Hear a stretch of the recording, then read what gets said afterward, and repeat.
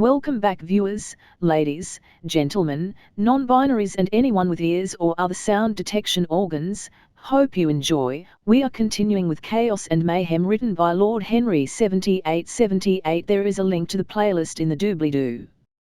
Chaos and Mayhem, a sexy space babes story part 39.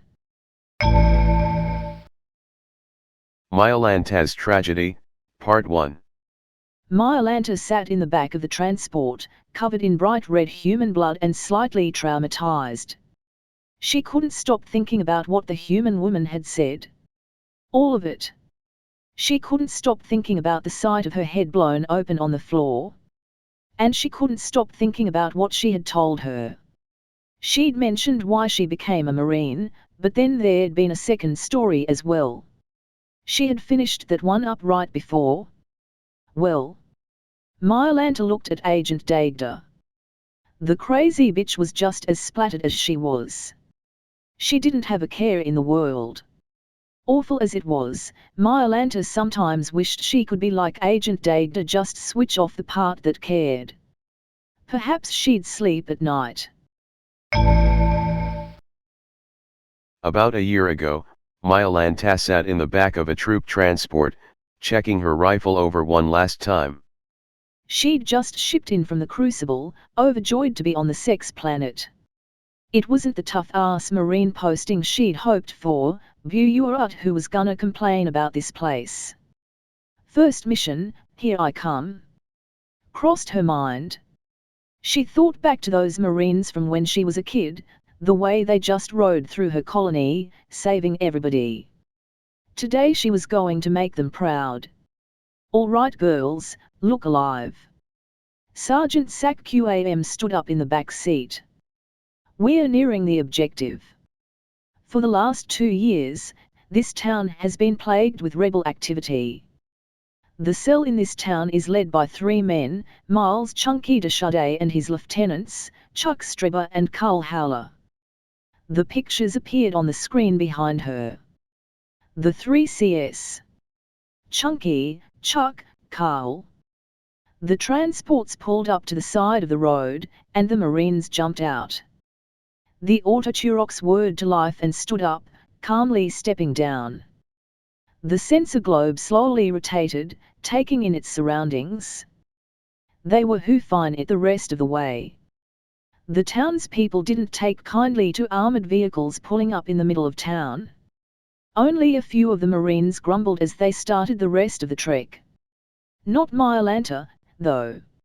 Marines were tough, damn it. A little walk didn't hurt nobody. As they came up on the outskirts of the town, Myolanta saw a wall. It was covered with pictures of people. Below it sat various personal effects. What's that? Sergeant Sack QAM looked over. It's a shrine to everybody killed in the fighting. This liberation's a goddess-damned mess. Myolanta looked again. What really stuck out to her now was all the toys and stuffed animals lined against the wall with all the other personal possessions. She shuddered. She rejoined her sisters in arms. We're approaching the town, Sergeant Sack QAM said. Keep your weapons ready. As they filed through the streets, Myolanta could see everybody running to get inside. Occasionally a shout of murderer, or baby killer, or why won't you leave us alone, reached her ears. This was a far cry from the rescuing heroes she knew. She wanted to reach out and say we're here to help.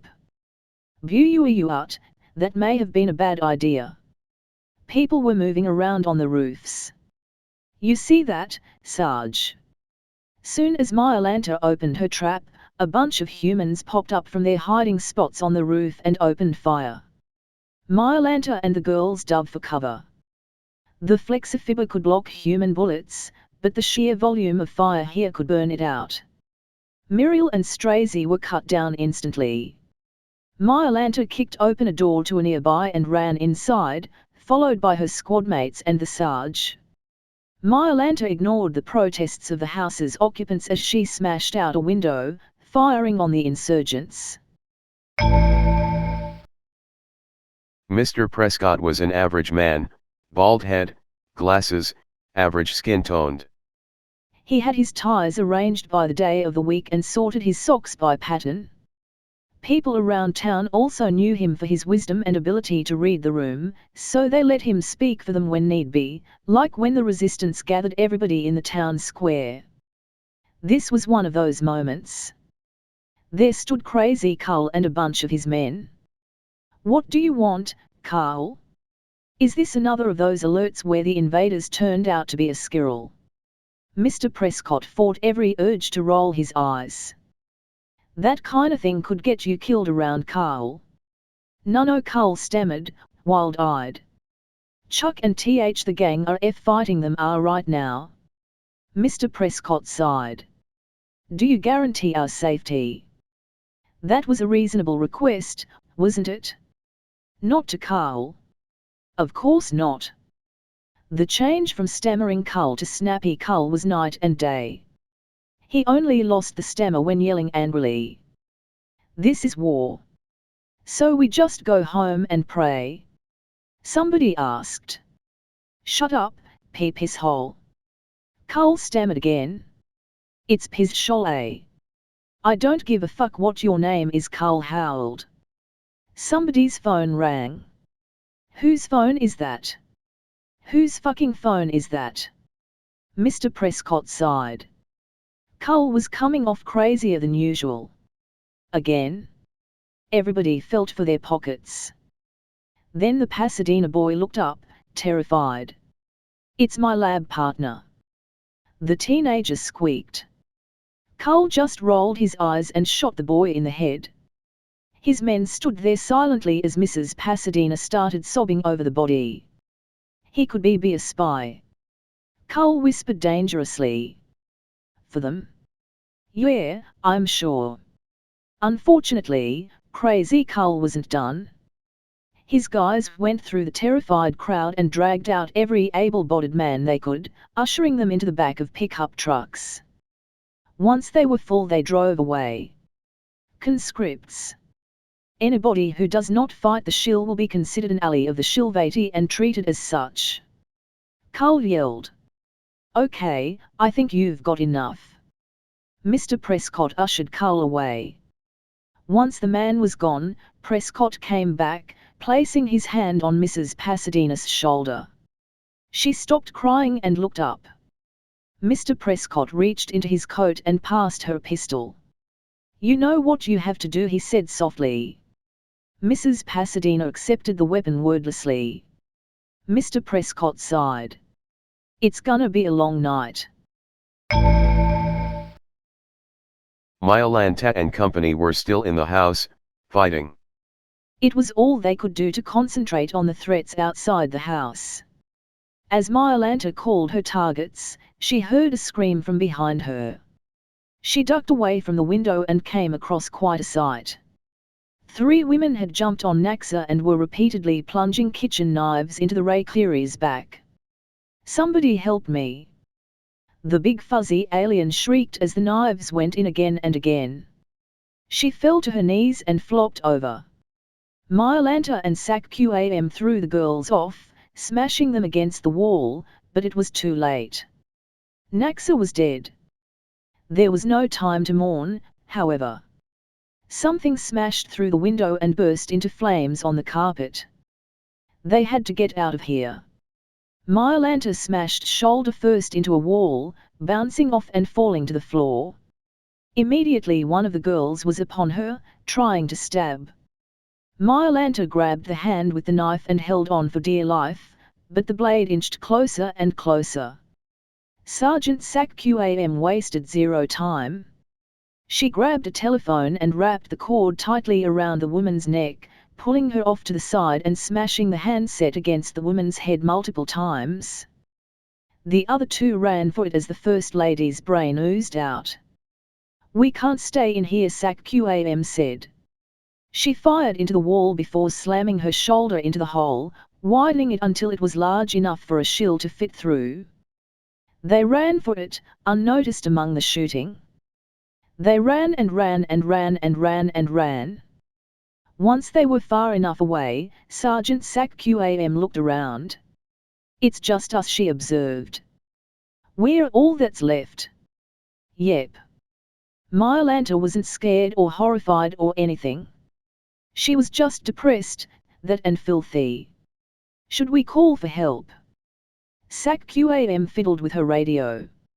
Jammed. Fuck. Myalanta looked around. We could use a human phone. Worth a shot, SAC-QAM sighed. She knocked on a door. You do the talking. The door opened a crack. What do you want? The man behind asked.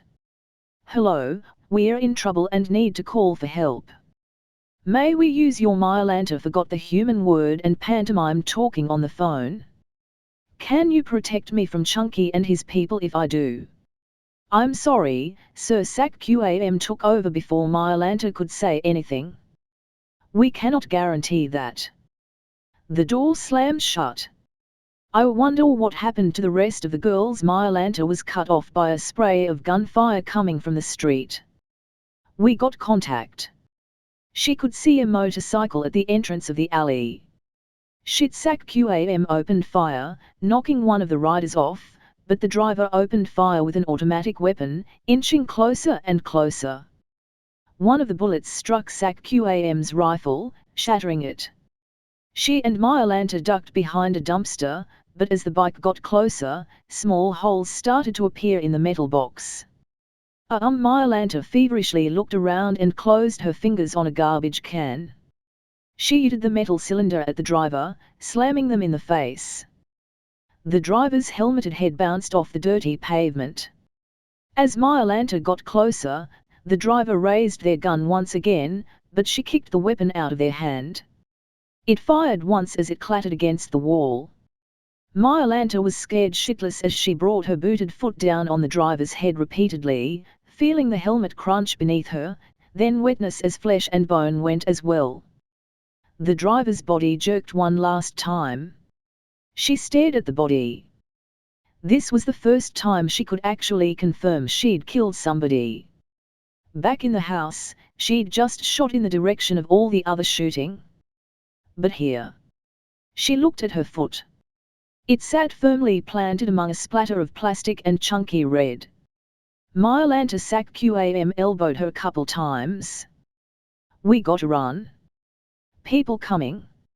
You can feel bad later. When it's safe. Indeed, near Myalanta could hear voices.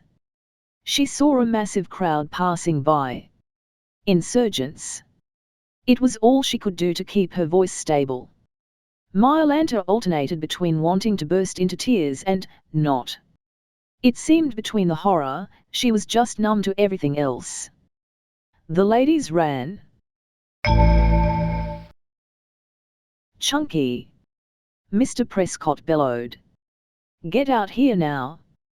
Didn't I tell you to be respectful? Chunky asked as he emerged from the house he'd been using as a safe house, flanked by his lieutenants and a bunch of his soldiers. I only protect you all from those purple barbarians. Hate for you to think I want to hurt you. The tiny, soft-spoken man hid a danger behind his tiny, soft-spoken appearance. A danger that oozed from every pore. Of course, that could have easily been Chunky's men pointing guns at the angry mob.